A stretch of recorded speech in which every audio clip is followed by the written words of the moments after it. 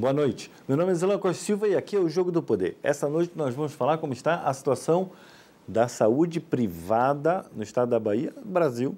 E nós estamos conversando com o Mauro Adam, que é presidente da ASEB, que é a Associação dos Hospitais Privados, viu, pessoal? Associação dos Hospitais e Serviços de Saúde do estado da Bahia. Mauro, é um prazer tê-lo aqui no Jogo do Poder. Eu sei que o assunto é complicado.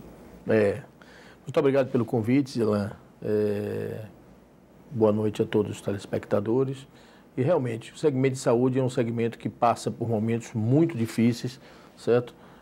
Historicamente, já com muitas dificuldades, e agora vivemos um outro desafio, certo? Que tem deixado as nossas instituições bastante tensas com relação ao futuro. Vamos conversar sobre elas, mas antes eu queria saber o seguinte, você é médico? Não, sou administrador de empresas. E você está à frente da ASEB há quanto tempo? Eu fiz um primeiro mandato em 2016 a 2019, a ASEB funciona num modelo de associativismo e triênio, 2019 a 2022, e em 2022 eu fui reeleito para um mandato até 2025. Ou seja, você que está carregando o pepino nas costas sozinho, né? Tem uma equipe boa, tem uma equipe de diretoria, os associados da Bahia são muito engajados, eu tenho o apoio das entidades nacionais também, da qual eu também faço parte, a Federação Brasileira de Hospitais, Confederação Nacional de Saúde, eu componho a diretoria dessas duas instituições. Não tenha dúvida que eu tenho muita gente boa me cercando. Com certeza. Mas agora, veja bem, eu li há muito tempo atrás um daqueles gurus de administração que fazia aqueles livros de manual da faculdade e tal. Tem um deles chamado Peter Drucker, e num desses livros dele ele falava que a empresa hospitalar é uma das mais complicadas que existe no mundo, porque além de ser capital intensiva, com tecnologia, esses aparelhos todos, é também pessoal intensiva. E é uma complicação administrar tudo isso, né? É verdade. É uma gestão bastante complexa. Ali a gente lida com um grupo muito grande de profissionais especializados. Nós temos que ter alta tecnologia médica, exige, o próprio negócio exige. Gestão de pessoas, então, certo? Ponto-chave. Nós temos normalmente uma área de suprimentos também muito robustas. Porque quantidade de medicamentos e remédios. Medicamento, material, são muitos itens que se rodam numa instituição, seja numa situação ambulatorial, um laboratório, uma instituição de oncologia ou até um grande hospital de alta complexidade. Então, é uma gestão extremamente complexa, mas ao mesmo tempo, certo, também é uma realização muito grande para quem está à frente de uma instituição de saúde, porque a prestação de serviço é diferenciada. Pois é, mas é justamente isso. Normalmente, essa prestação de serviço, o paciente ele não percebe toda essa complexidade por trás da aparência do que ele vê do dia a dia. E essa complexidade envolve um volume de custos muito grande, né? Como é que está essa situação hoje, depois de 2 anos de pandemia? Nós passamos 2 anos de pandemia e, apesar de os hospitais terem tido uma taxa de ocupação elevada no ano de 2020, que foi o primeiro ano da pandemia, foi um ano de resultados muito ruins, resultados econômicos muito ruins. Isso é importante a gente falar, porque a maioria das pessoas diz, os hospitais estavam lotados, o tempo inteiro lotados, e normalmente isso significa receita e dinheiro que ganharam, né? Não é o fato. É verdade, receita, certo? Mas não resultado. Por quê? Porque nós tivemos em 2020, pela própria natureza da nossa prestação de serviços, Zelan, e isso é muito importante que a população veja com muita propriedade. Na prestação de serviço de uma instituição de saúde, muitas vezes o custo que a gente está adquirindo aquilo passa a ser secundário diante da necessidade do serviço. Então, os insumos, por exemplo, em 2020, em relação a 2021, eles cresceram de 200% a 2.000%. Exatamente o que vocês estão ouvindo, Zelan. 200% a 2.000%. Eu não consigo nem ter uma reação a isso, né? Porque 2.000%, tudo bem. É claro que foi o período todo de pandemia, ou você acha que houve depois uma acomodação? Depois houve uma acomodação, mas essa acomodação jamais voltou aos patamares anteriores. Ou seja, foi de 200 para cima. Foi de 200 para cima. Então, aí nós tivemos o quê? Subia 200%, 300%, o que é que nós tínhamos que fazer? Que comprar. O paciente estava lá dentro do hospital, o paciente estava dentro da instituição de saúde. Não é um outro segmento de mercado. E onde tinha para comprar, ainda tem mais Aonde isso. tinha para comprar. E aí, claro, o preço subia mais ainda. A nossa associação, inclusive, Associação de Hospitais e Serviços de Saúde do Estado da Bahia, e também nacionalmente as entidades, nós envolvemos o Ministério da Economia, nós envolvemos o Ministério Público do Estado da Bahia na defesa do consumidor, para que apurasse, certo? Esta cadeia produtiva dos insumos, se era fabricante, se era distribuidor, se era representante, como é que isso chegava na nossa mão com preços tão elevados? O Estado da Bahia até adotou uma série de medidas, como foi lá e capturou todo o estoque de determinadas distribuidoras, criou uma série de mecanismos para isso. Isso, de certa forma, aliviou um pouco vocês ou foi um impacto zero? Eu participei bem próximo na época, como alguém que interlocutava com a Secretaria de Saúde do Estado da Bahia. Eu diria que foi uma medida muito acertada, extremamente acertada, que quando foi feito pareceu, de uma forma geral na mídia, que era uma medida impositiva, extrema e tudo, mas a coisa naquele momento chegava num ponto, certo?, de quase estrangulamento, os preços subindo absurdamente e os itens faltando, tá?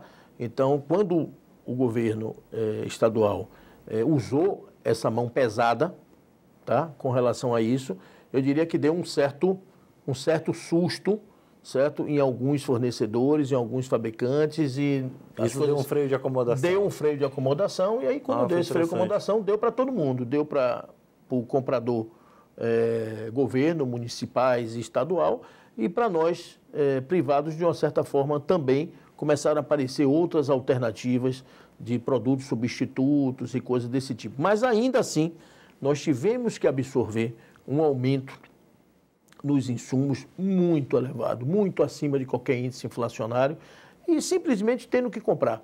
Naquela época que ficou faltando beta-bloqueador, anestésico, primeiro momento foi máscara, foi luva, né? Mas depois migrou para produtos ainda mais sérios que impactava na assistência propriamente do paciente. E a nossa solução era o quê? Buscar alguma coisa alternativa, substituto. Os substitutos, evidentemente, estão dentro de uma grade que é aprovado pela Anvisa, certo? E comprar. Não tem muito jeito. No próximo bloco nós vamos encerrar isso aqui, porque eu tenho um outro assunto. Queria falar um pouco sobre custos hospitalares nesse período e, sobretudo, agora. Tá certo? Voltamos aqui no Jogo do Poder, depois dessas mensagens comerciais. É rapidinho com Mauro Adam. Até já.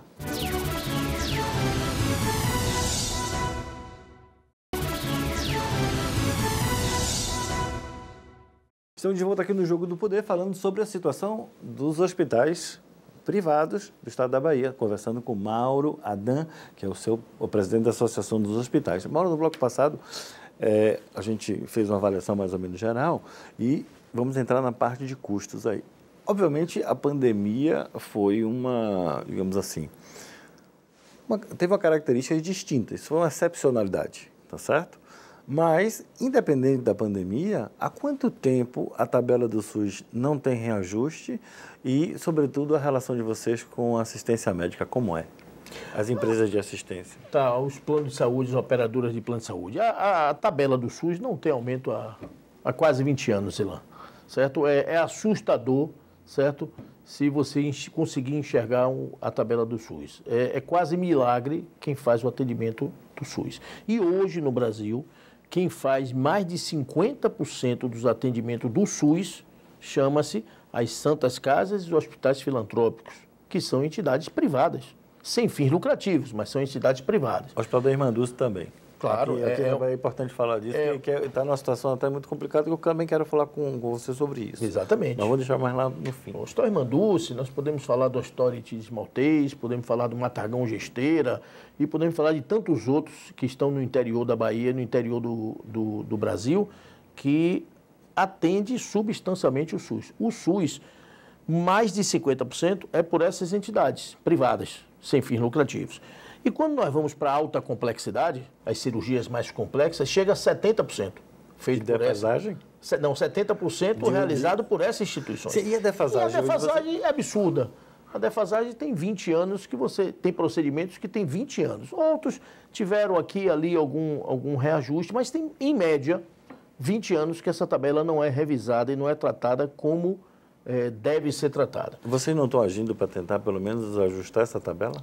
estamos há muito tempo trabalhando com o executivo, muitas vezes com o legislativo. Agora existe aí um caminho em função de uma dificuldade que apareceu com relação ao piso de enfermagem, que certamente você esse é um tema que eu gostaria mais ao final, porque é um tema complicado. E você me perguntou também com relação aos planos de saúde. Os planos de saúde, ao longo dos últimos anos, foi havendo muita concentração das operadoras de plano de saúde. Que nós temos as seguradoras, nós temos o sistema Unimed, que é a cooperativa, nós temos a medicina de grupo, nós temos a autogestão. Né? As operadoras estão classificadas nesses 4 grupos. E a legislação, né, colocada pela Agência Nacional de Saúde, que é quem regula o sistema de saúde suplementar, tem uma lei 13.003, certo, que diz que nós temos que ter o reajuste anualmente de acordo com o indicador, inclusive, que existe. E que é o INPC. Mas isso só vale para a relação com os privados, né? Com as operadoras de plano de saúde. Operadoras reajustar nossas tabelas. Isso, mas o SUS não fala nada. Não, o SUS não. O SUS não tem essa regra. É a ANS regulando o mercado de operadoras para com os prestadores de serviço. Mas o repasse desse valor, certo? Ele acontece, mas ele acontece muitas vezes com muita defasagem. Passa 12 meses, a gente não consegue reajustar. O indicador é 9%, 10%, 8%, e aí a operadora quer negociar para 6%, para 7%, certo? E o mercado fica fazendo isso. A Associação de Hospitais faz um trabalho com muita destreza de estar aproximando, certo, os prestadores, clínicas, laboratórios, hospitais, e aí quanto menor, mais a associação faz esse interface, porque para ter um ganho de representatividade com relação a isso, para que as operadoras possam realmente fazer os reajustes, já que eles também têm uma data de aniversário, certo? Também regido pela ANS, no caso do plano individual, a ANS dá o indicador, no caso dos planos coletivos e dos planos de adesão, é uma livre negociação. Então, a gente tem esse dia a dia com as operadoras, a ASEB tenta fazer com que isso seja o mais fluido possível, dentro de uma mesa de preferência redonda, como a gente faz lá na associação, e as operadoras e os dirigentes das operadoras na Bahia são bem receptivos com relação a isso, mas é uma dificuldade muito grande de a gente conseguir o repasse inflacionário nas nossas tabelas, nas nossas remunerações. Mas o repasse inflacionário apenas estabelece a mesma posição que vocês tinham anteriormente. Sem dúvida. Como é que uma empresa privada consegue sobreviver se seus custos e sua rentabilidade estão a cada momento sendo solapada? Não tem conta que feche, você vai acabar tendo que fechar as portas. Essa é a dificuldade que a pandemia pegou as instituições de saúde, pegou as instituições fragilizadas e pegou as instituições no momento que nós tivemos que nos reinventar de várias naturezas, certo? Com pacientes particulares, que a gente sabe que os pacientes pagam na hora. Existe hoje um público que não tem plano de saúde, certo? E que consome alguns itens particulares, principalmente quando não é hospitalar. Quando é hospitalar também, mas isso é menos no hospital e mais nas outras instituições. Laboratórios, empresas de radiologia, empresas de clínica médica, policlínicas, situações dessa natureza. Nós temos hoje 49 milhões de brasileiros que estão no sistema de saúde suplementar. Isso representa... Houve uma queda porque com o desemprego muita gente migrou para o SUS, né? Muita gente reduziu. Nós estamos aproximadamente agora com 49 milhões. Deu uma melhoradazinha, certo? Com a crise de antes da pandemia, caiu. Isso foi a 46, tá? E depois isso cresceu um pouco mais, foi para os 49. Mas esse é um grande desafio, Zelan. Uhum. Por que 49? Se a gente tem 49 milhões, significa que os outros 160 milhões de brasileiros, aproximadamente, estão no Sistema Único SUS de Saúde, que já tem uma dificuldade de financiamento, faz um esforço muito grande. O SUS é um legado para o Brasil. Sem dúvida. Aliás, é uma das grandes conquistas desse país. Isso é importante que o telespectador saiba e tenha orgulho. Orgulho do Sistema Único de Saúde, que é um dos melhores do mundo, talvez o melhor. Perfeito. Do ponto de vista de estruturação. Não é claro que tecnologia, essas coisas, a gente precisa implementar mais. Mas eu queria... E fonte de financiamento. O SUS precisa mais fonte de financiamento, o recurso usado de uma forma cada vez mais adequada e mais recurso para atender essa massa. Voltamos já depois dessas mensagens comerciais com Mauro Adam, falando sobre a situação dos hospitais aqui na Bahia. Até já.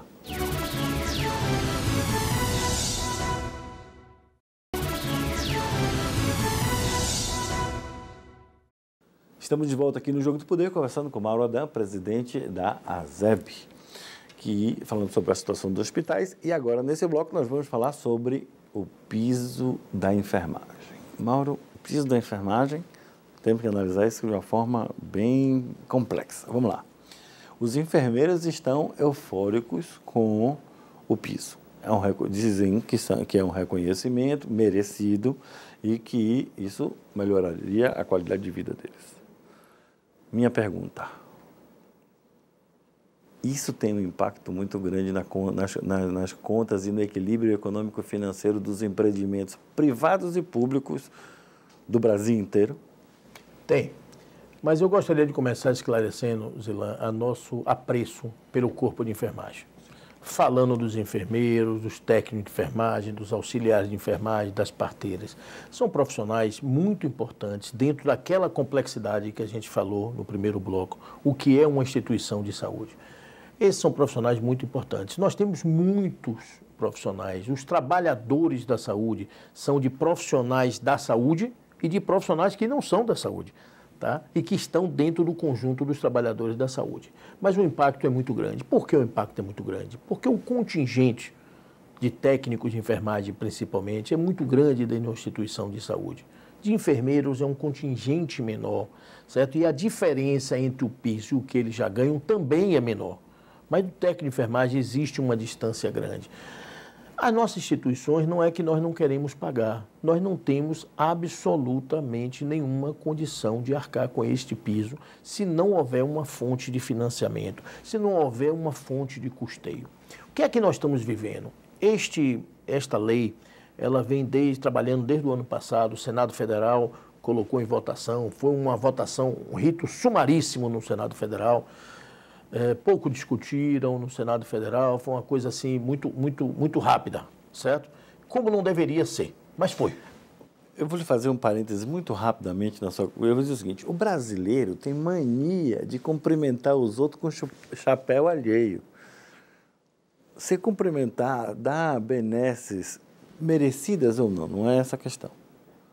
Você pode dar, mas você faz com o que você pode fazer, não contando com o que os outros têm que fazer.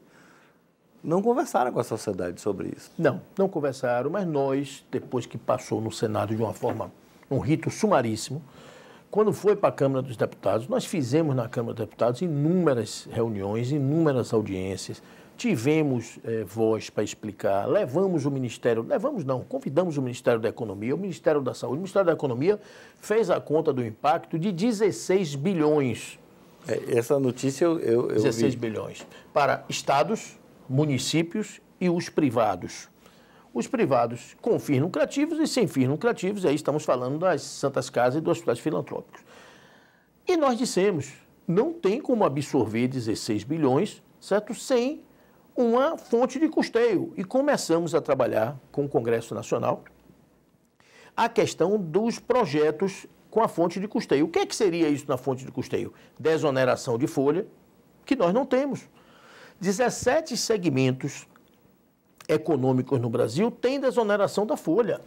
Quase perderam. Se não houvesse uma movimentação grande, exatamente, iriam perder. Mas conseguiram manter. E nós nunca tivemos. Então, nós falamos desoneração da folha, melhora a tabela do SUS, certo? Recursos específicos para os filantrópicos e para as Santas Casas. Se você está falando de 5 a 20 anos sem reajuste nenhum da tabela do SUS, melhorar a tabela do SUS? Não, ela tem que ser restaurada à posição que ela estava no início. Não é? Exatamente, certo? Não é melhorar. Melhorar não vai resolver nada. O equilíbrio econômico e financeiro. Você tem que pegar e dizer, o mesmo poder de compra que a tabela tinha quando ela foi lançada, ela tem que ter hoje. Tem que trazer para uma realidade atual dos custos atuais. Ela hoje é negativa na margem de contribuição. Cada procedimento que faz, se perde um pouco mais. Quanto mais faz, mais se perde na tabela do SUS. E aí nós começamos a tratar isso no Congresso, mas o Congresso andou rápido com o piso de enfermagem, tentando fazer uma homenagem aos enfermeiros, que a gente também não discute que ela não seja justa e merecida, mas não dá para fazer ou pelo menos que haja digamos assim, uma regra de transição. Ou seja, tudo bem, esse vai ser o piso, mas ele não pode ser piso de um dia para o outro, né? Ele tem que ter um prazo de adaptação. Tem as relações com os planos de saúde, a relação com o Estado, através da tabela do SUS, a relação com outros compradores. Os diretos, privados, não tem problema, que se reajusta a tabela, está reajustado, está beleza. Mas isso é um percentual muito pequeno do composto de receita que você tem, né? Ainda tem outra coisa, a operadora de plano de saúde, para poder reajustar conosco, vai também buscar na ANS condição de ele reajustar com os contratos que eles têm. E será que esses contratos e esses 49 milhões de brasileiros que estão lá na saúde suplementar vão suportar reajuste? Ou vão sair de 49 para 45 e esses 4 milhões vão sair da saúde suplementar para a fila do SUS? Que vai ter um impacto nas contas públicas. Que vai ter um impacto grande nas contas públicas. E essas santas casas que não conseguirem atender e que reduzirem leitos, certo? Vai deixar de atender o Sistema Único de Saúde. Então, esse piso de enfermagem, não pela natureza do piso de enfermagem, mas pela forma que foi feito. E as suas consequências. Mas pela forma que foi feita. Ele é devastador para o sistema da saúde como um todo. E aí senhores enfermeiros, não vai aqui um demérito a vocês, de forma nenhuma, certo? Vai um demérito na forma que foi construído e que nós tantos avisamos em Brasília e tanto trabalhamos em Brasília e avisamos isso. Em direito, nós temos um ramo do direito que é relativamente recente, que estuda o impacto das decisões jurídicas, o impacto das avaliações jurídicas na economia, no mercado, na sociedade. É uma parte da análise econômica do direito. E um dos principais autores fala muito sobre uma questão de, sempre nessa situação, são sempre escolhas trágicas. Qualquer que seja a escolha que você tome, é sempre trágico, porque ou impacta o telespectador, que precisa do serviço, ou impacta a vocês. E esse impacta o telespectador, porque se fecharem as portas, nós não teremos onde ser atendidos. Essa é a nossa principal preocupação. A principal preocupação hoje da Confederação Nacional de Saúde, da Federação Brasileira de Hospitais, da ASEB e das outras entidades nacionais e regionais é com relação a manter a assistência à saúde que o brasileiro tem. Porque com o piso de enfermagem, da forma que está, isso está em risco. O Sistema Único de Saúde está à beira de um colapso, se isso permanecer do jeito que está, e nós fizemos uma pesquisa, Zilan, com 2.511 instituições de saúde no Brasil.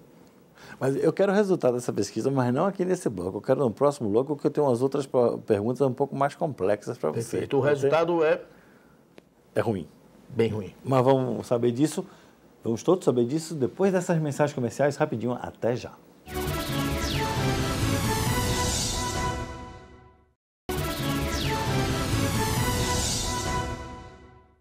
Estamos de volta aqui no Jogo do Poder, conversando com Mauro Adam, falando da triste situação dos hospitais e dos serviços de saúde no estado da Bahia. No bloco passado, a gente estava falando um pouco da pesquisa que vocês fizeram e do impacto que isso vai ter. Me conte agora, que o telespectador deve ter ficado um pouco curioso em relação a isso. 2.511 instituições responderam à pesquisa. Primeiro dado, o impacto do piso de enfermagem impacta, em média, em 60% da folha de pagamento de uma instituição. Pense qualquer instituição. Você está me dizendo que somente a aplicação do piso, conforme determinado pelo Congresso Nacional, vai ter um impacto em qualquer que seja a organização de pelo menos 60% a mais. Exatamente, em média. Em média. Em média. Alguns mais do que isso, outros menos. Em média, 60% da folha de pagamento. Peraí, quer dizer que um hospital que tem R$1 milhão de folha, e não é um número estratosférico, qualquer clínicazinha, R$1 milhão é até razoável, né? É, razoável. Vai passar de 1 milhão para 1,6 milhão de um dia para a noite. Exatamente. Do dia 4 de agosto para o dia 5 de agosto. Que foi o dia que foi sancionado. Eu não conheço nenhuma organização privada que tenha 60% de margem de lucro em nenhum segmento. O que é que acontece com vocês? Perfeitamente. Outro dado da pesquisa. Se isso permanecer do jeito que está, certo? 83 mil trabalhadores estão previstos de serem demitidos. 83 mil? E o fechamento de 20 mil leitos no Brasil. Sim, porque tem porque isso. Porque fecha leito, demite trabalhador. Infelizmente. Fecha leito, demite trabalhador. Mas isso tudo só vai fazer diminuir o prejuízo, porque na realidade o prejuízo vai continuar, só que em menor escala. O prejuízo vai continuar, só que em menor escala. Mas, ou seja, quanto mais você tiver maior, mais prejuízo você vai ter. Ou seja, você está diminuindo a quantidade de veneno, mas o veneno ainda está no sistema. É evidente. Isso não é de forma nenhuma uma medida restritiva, de retaliação. Não, é realidade. Para se manter minimamente em funcionamento, você diminuiria os leitos, infelizmente, demitiria muitas pessoas, não só corpo de enfermagem, multiprofissionais de muitas especialidades, de muitas atividades. E o que é que isso aconteceria? Agora, nós não estamos falando de um valor muito alto. Qual é hoje o valor médio do salário do enfermeiro hoje na Bahia e qual é o determinado pela lei? Pronto. O salário na Bahia do enfermeiro... Não é técnico, não. Do enfermeiro formado no nível superior. Ele tem um aumento médio de 53%. Ele vai para 4.750 e ele tem um salário médio de 3.300 e alguma coisa. Aumento médio de 53%. Quando nós vamos para o técnico de enfermagem, o aumento médio é de 126%. Ele sai de 1.400 e pouco, 1.500 reais para 3.300 reais. E nesta categoria, o contingente é muito maior. Então, o impacto é muito maior na folha, né? Então, você vai ter um impacto de demissão muito maior também nos técnicos de enfermagem. Sem dúvida. Eles têm uma quantidade muito maior de profissionais. A solução para você, eu estou perguntando o que vocês estão trabalhando. A solução, do ponto de vista de vocês, é apenas o reajuste de tabela, porque não tem outra, né? A solução para nós, num primeiro momento, depois de muita conversa no Congresso, de tudo, foi ir para o Judiciário. Sim. Fomos ao Judiciário. Saiu a liminar, está suspenso isso por enquanto. Mas a PGR, na segunda-feira, mandou um parecer dizendo da constitucionalidade da lei, a favor da constitucionalidade. A PGR mandou, nós estamos num período de votação aberta no plenário, virtual. O ministro Barroso, ele deu a liminar no domingo da semana passada. Na sexta-feira ele abriu para o plenário virtual. Mas ainda liminar, né? Ainda liminar. Abriu a confirmação ou não da liminar. Há poucos minutos atrás, estava 5-3, certo? Para manter a liminar suspensa do ministro Barroso. Estão faltando 2 ministros votarem. E a nova presidente do STF, se necessário fosse, empatar.